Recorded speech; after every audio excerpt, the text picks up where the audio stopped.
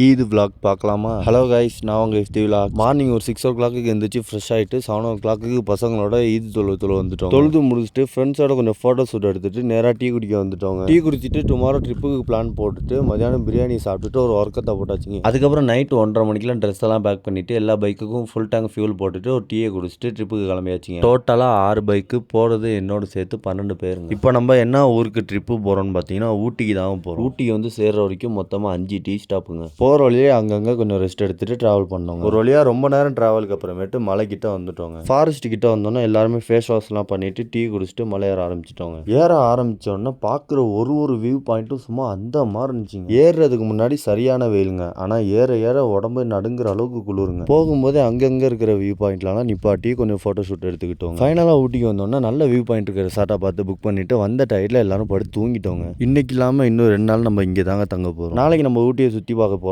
எங்கெங்கே போகிறன்றதை நான் நாளைக்கு vlogல அப்டேட் பண்ணுறேன். இந்த மாதிரி vlogs பார்க்கணுன்னா மறக்காமல் நம்ம FD vlogsஸை ஃபாலோ பண்ணிக்கோங்க. டாடா பாய்.